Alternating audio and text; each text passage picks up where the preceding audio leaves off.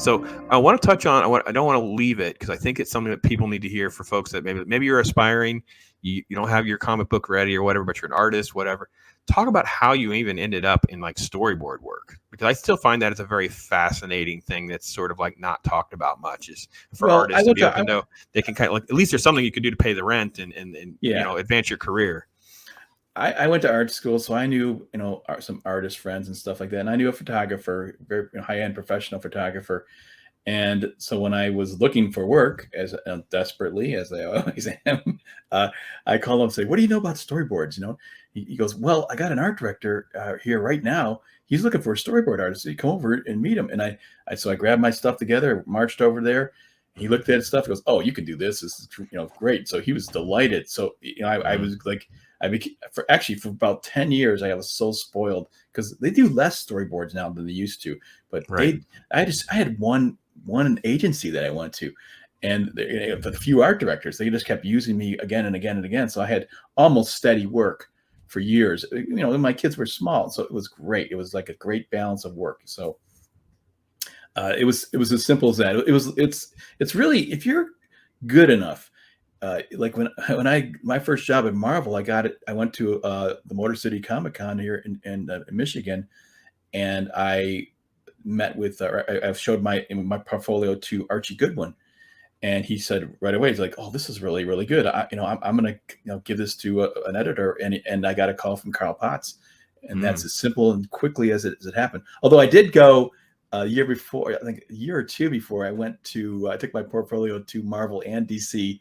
I took out a plane ticket, went out there, and sort of just without appointment, I just marched into each of the offices and got someone to look my portfolio. And of course, they ripped it to shreds.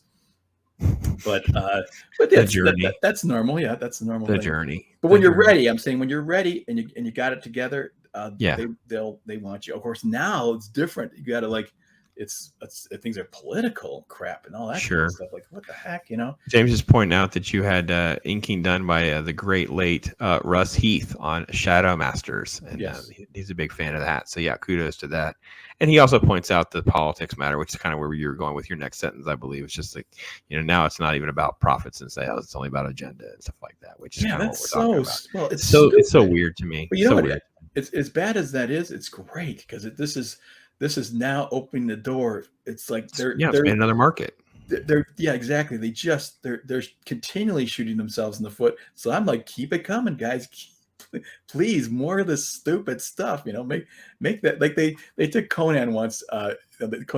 Marvel just lost Conan. They say that they just gave it up, but I think I'm guessing they were taken from them because they had some pretty hot woman on the cover, and I think her name was also Pocahontas, which is a no-no apparently, right?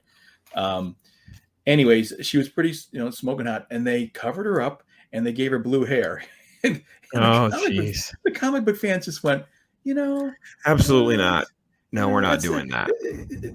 Conan is not the right place. He's not a politically correct character, So well, even the timeline of stuff, like there's no blue-haired people running around and when Conan's supposed to be set in its little universe. I think you're right about the Conan too. I think it got lost in the sense of Conan's like, this is what we get paid, and this is what we want. Marvel's like, well, we don't even have it. I'm like, well, I guess we're done here because Marvel probably thinks. I think their poop doesn't smell is what I think they think. I think they just got their heads up their behinds and they're not used to people saying no to them. And I think this is a bigger deal than they realize because it's like the camel breaking the straw. It's like the camel breaking the straw breaking the camel's back of it's one of the first signs of, people are pushing back. Like, I don't need to be part of this nonsense anymore. Yeah. I think they're realizing this isn't just some trolls on the internet. People are really not. They got to make money, got to pay the rent, got to do their thing. And fans are sick of it. Yeah, because nobody wants to be preached to. I don't care if it's coming from the left or the right. You just want this is just fun. You want to watch politics. There's a zillion news programs to give the point of view. This comics should be fun. This is the time to just enjoy yourself. And so it's but they can't help themselves. They just can't. All I do is chill.